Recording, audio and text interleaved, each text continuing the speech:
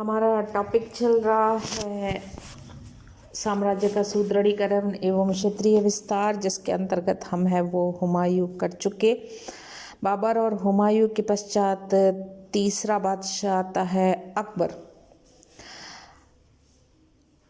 अकबर का समय है 1556 से 1605 ईस्वी। शेरशाह सूरी से परास्त होकर जब हुमायूं अमरकोट के राजपूत राजा वीरसाल के जहाँ शरण लिए हुए था, तब अकबर का जन्म 15 अक्टूबर 1542 को हुआ।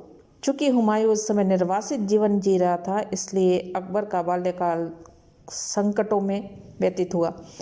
हुमायूं के पुनः भारत अभियान के समय हुमायूं ने सरहिंद पर विजय प्राप्त की। तब हुमायूं ने अकबर को युवराज घोषित किया और दिल्ली विजय के बाद हुमायूं ने अकबर को लाहौर का गवर्नर, साथ ही बैरम खां को उसका संरक्षक नियुक्त किया गया। 27 जनवरी 1556 ईस्वी को हुमायूं की मृत्यु हो गई और अकबर पंजाब में कलानूर नामक स्थान पर था। हुमायूं की मृत्यु का समाचार प्राप्त होते ही बैरम खां ने कलानूर में ही अकबर का राज्याभिषेक कर दिया। इसके तीसरे दिन राज्याभिषेक दरबार हुआ, जिसमें सम्राट ने सभी प्रमुख पदों पर नई नियुक्तियां कर दी तथा अकबर के नाम का खुतबा पढ़ा गया। बैरम खां को खाने खाना की उपाधि देकर वकील सल्तनत नियुक्त किया गया। अकबर की प्रारंभिक कठिनाइयां, उनकी चुनौतियों को यदि हम देखें समस्याओं को, तो अकबर के राज्यारोहण के समय मुगलों की सत्ता केवल आगरा, दिल्ली और पंजाब के एक भाग तक सीमित थी। शेरशाह के उत्तराधिकारी सिकंदर सूर, मोहम्मद आदिल शाह, इब्राहिम सूर भारत में पुनः अफगान साम्राज्य स्थापित करने के लिए प्रयासरत थे। अकबर के सौतेला भाई मोहम्मद हकीम मिर्जा काबुल का आधिपत्य था। वह पंजाब को अधिकृत करने हेतु प्रयास कर रहा था। आदिल शाह का प्रधानमंत्री हेमू सर्वाधिक शक्तिशाली हो रहा था। उत्तर भारत का स्वतंत्र शासक बनने के प्रयास भी हेमू के जारी थे। वहीं सिंध, मुल्तान और कश्मीर में स्वतंत्र मुस्लिम शासक थे, जिनकी मुगल सम्राट के प्रति कोई निष्ठा नहीं थी। पूर्व में बंगाल और बिहार पर अफगानों का अधिकार और पश्चिम में गुजरात और मालवा स्वतंत्र राज्य थे। राजपूत राज्य भी स्वतंत्र होकर अपनी शक्ति बढ़ा रहे थे। सुदूर दक्षिण में खानदेश, अहमदनगर, बीजापुर, बीदर और बरार के राज्य थे, जिनके लिए मुगल सम्राट का कोई महत्व नहीं था। वे अपने पड़ोसी विजयनगर के हिंदू राज्य से संघर्षरत थे। स्मिथ महोदय के अनुसार राज्यारोहण के समय अकबर किसी साम्राज्य का स्वामी नहीं माना जा सकता। वह तो अपने छोटी सी सेना पर भी संपूर्ण विश्वास नहीं कर सकता था। भारतीय मुसलमान नवागंतुक मुगलों को विदेशी समझते थे। कई सरदारों ने तो उसे काबुल लौट जाने की एडवाइस भी दे डाली। ऐसी संकटकालीन स्थिति में सौभाग्य से अकबर को मिला बैरम खां, जो कि योग्य सेनापति ही था और साथ ही साथ उसका स्वामी भक्त संरक्षक भी। बैरम खां इन विपरीत परिस्थितियों में भी निराश नहीं हुआ और उसने अकबर को दिल्ली चलने के लिए प्रेरित कर दिया। पानीपत का दूसरा युद्ध। अकबर और बैरम खां अपनी योजना बना ही रहे थे कि उन्हें सूचना मिली कि हेमू ने दिल्ली व आगरा पर अधिकार कर लिया, विक्रमादित्य की उपाधि धारण कर हिंदू साम्राज्य स्थापित कर लिया है। किसी समय आटा बेचने वाला बनिया अब अकबर का प्रबल शत्रु बन गया और बैरम खां ने सिकंदर सूर से पंजाब की रक्षा का दायित्व गुलबदन बेगम यानी हुमायूं की बहन के पति खिजर खां को सौंपा और मुगल सेना के साथ दिल्ली की ओर बढ़ना शुरू किया। हेमू ने मुगल सेना को रोकने के लिए अपने अग्रिम दल को तोपखाने सहित पानीपत की ओर भेजा और बैरम खां ने भी एक सैनिक टुकड़ी को हेमू के अग्रिम दल से मुकाबला करने के लिए रवाना कर दिया।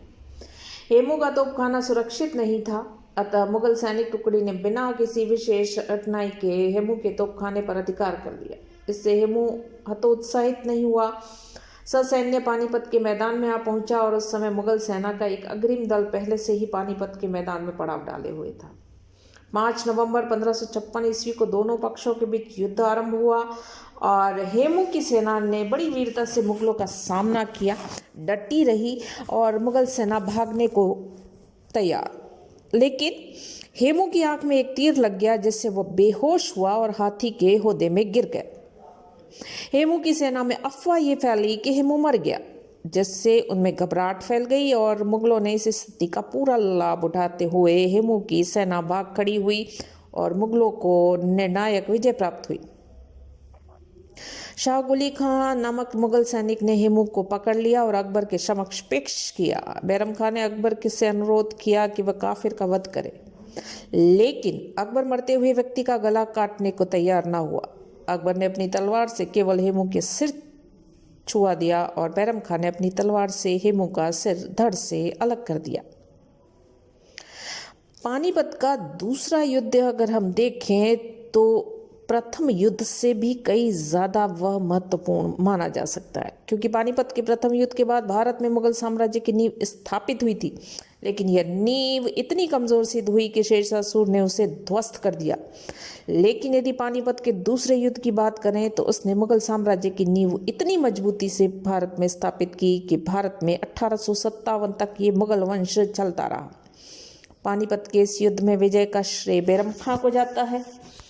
अतः उसके अधिकारों में वृद्धि हो गई और साम्राज्य की संपूर्ण सत्ता उसी के हाथ में केंद्रित भी हो गई। सत्ता के मद में वह इतना चूर हुआ कि सम्राट की भी उसने उपेक्षा करना शुरू किया।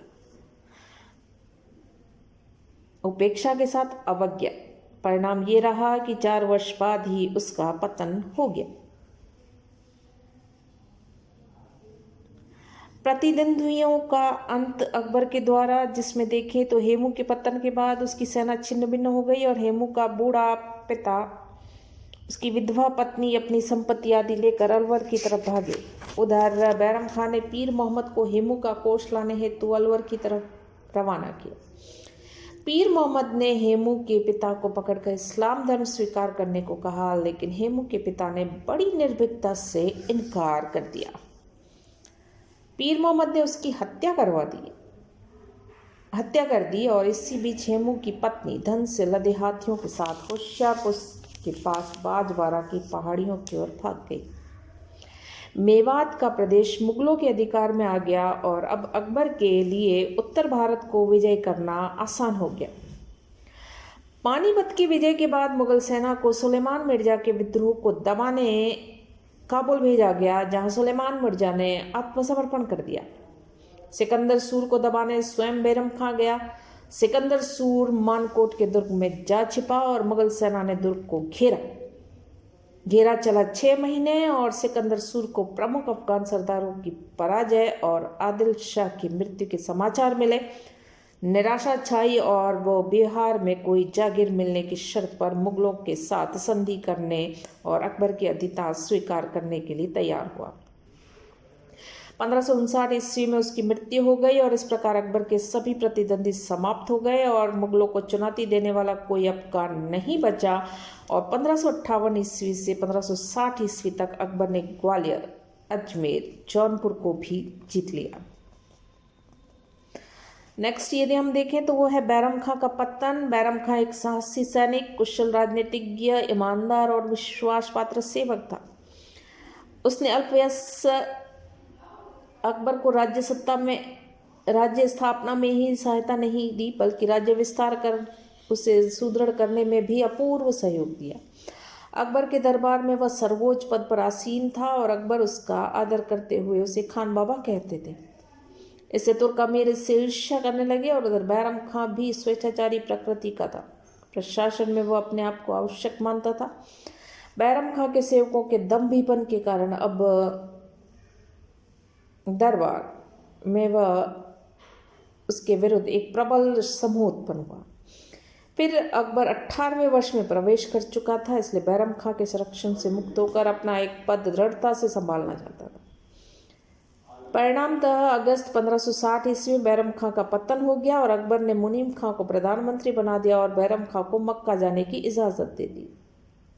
मक्का जाते हुए रास्ते में पाटन नामक स्थान पर मुबारक खां लोहानी नामक एक अफगान ने 31 जनवरी 1561 ईस्वी को उसकी हत्या कर दी। अकबर पर बैरम खां की मृत्यु के पश्चात हरम का प्रभाव रहा और साथ ही साथ हरम के प्रभाव से उसने मुक्ति भी अर्जित की। बैरम खां के पतन के बाद उसकी धाय माहम आंगा और शिहाबुद्दीन को संयुक्त रूप से प्रधानमंत्री उसने नियुक्त किया। माहम आंगा अत्यधिक महत्वाकांक्षी वह प्रशासन में अपना प्रभुत्व बनाए रखना चाहती थी, अतः वह शहाबुद्दीन के साथ मिलकर कार्य नहीं कर सकी। महामांगा ने शहाबुद्दीन के स्थान पर उसी के विरोधी बहादुर खां को नियुक्त करवा दिया। बहादुर खां सर्वथा अयोग्य, उसे हटाया गया। 10 सितंबर 1560 ईस्वी को मुनीम खां की नियुक्ति की गई। इस प्रकार अकबर पर महामांगा का प्रभाव स्थापित हो गया और इससे महामांगा का पुत्र आदम खां अत्यधिक शक्तिशाली भी हो गया। अकबर ने महाम का प्रभाव कम करने के लिए अतका खां को प्रधानमंत्री बना दिया। इस पर 16 मई 1562 ईस्वी को आदम खां ने अतका खां की हत्या करवा दी। 16 मई 1562 ईस्वी को आदम खान ने अतका खां की हत्या कर दी तथा वह अकबर का सामना करने को भी तत्पर हो गया। इस पर अकबर ने आदम खां के हाथ पैर बंधवाकर महल की छत से नीचे फेंकवा दिया, जिससे उसकी मृत्यु हो गई और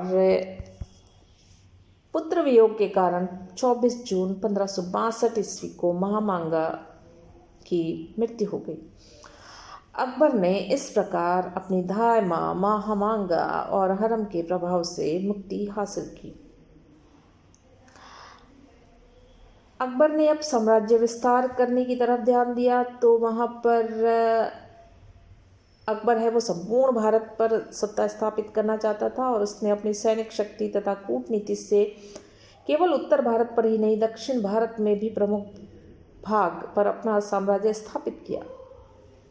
निसंदेह वह एक साम्राज्यवादी व्यक्ति था। वह कहा करता था कि एक सम्राट को सदैव विजय के लिए तत्पर रहना चाहिए, अन्यथा पड़ोसी शासक उसके विरुद्ध शस्त्र उठा लेते हैं। और अकबर ने इस नीति का सदैव ही अनुसरण किया। सबसे पहले उसने मालवा विजय। मालवा का शासक उस समय देखें तो बाज बहादुर, जो कि विलासिता प्रिय था। प्रशासन उसका अस्त व्यस्त हो रहा था। अकबर मालवा विजय के लिए लालायित तो उठा और 1561 ईस्वी में उसने बाज बहादुर का दमन करने के लिए आदम खां को भेजा,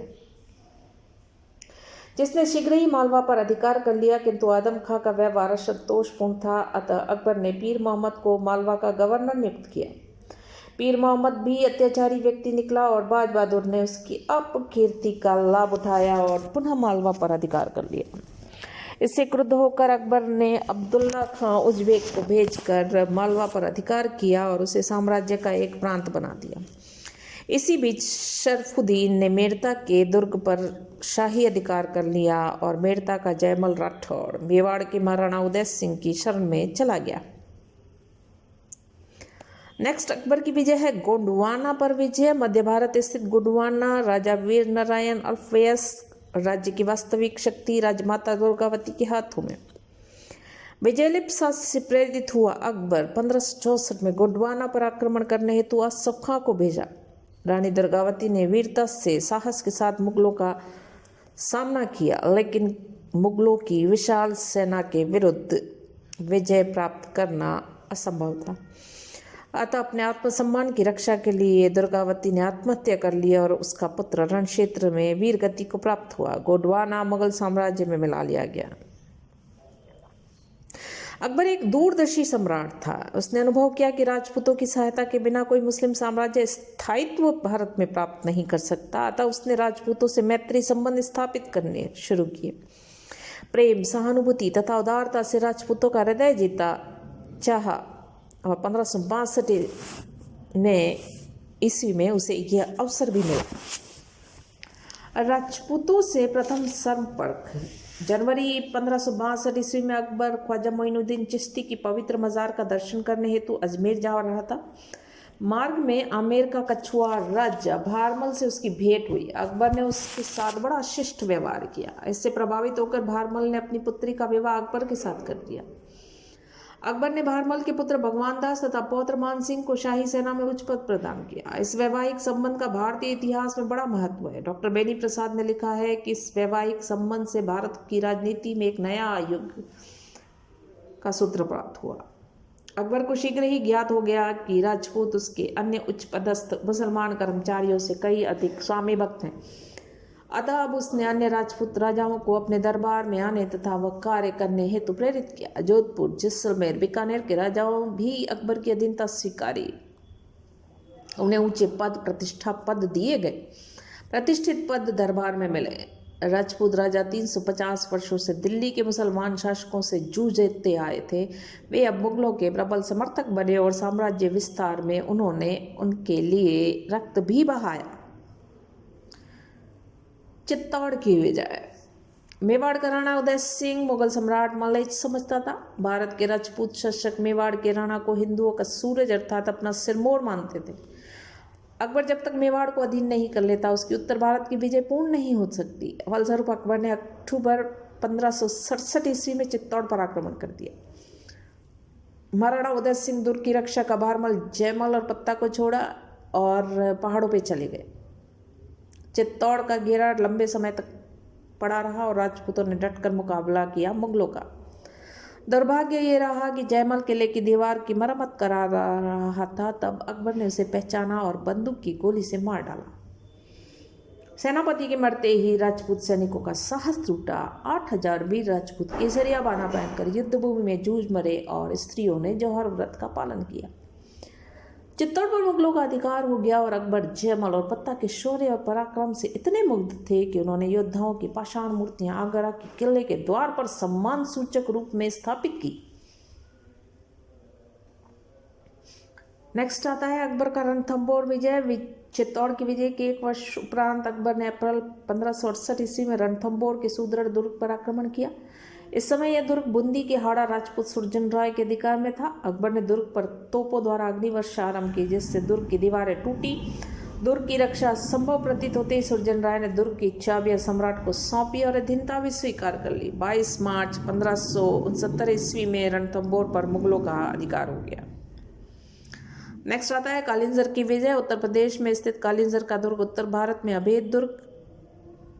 इस पर रीवा के राजा रामचंद्र का अधिकार। अगस्त 1569 ईस्वी में अकबर ने मजनू खां को कालिंजर की विजय के लिए भेजा। रामचंद्र चित्तौड़ और रणथंभौर के पतन से परिचित था, अतः उसने स्वयं आत्मसमर्पण कर लिया और दुर्ग पर अकबर का आधिपत्य स्थापित हुआ। अकबर ने राजा रामचंद्र को इलाहाबाद के समीप एक जागीर निर्वाह हेतु प्रदान कर दी थी।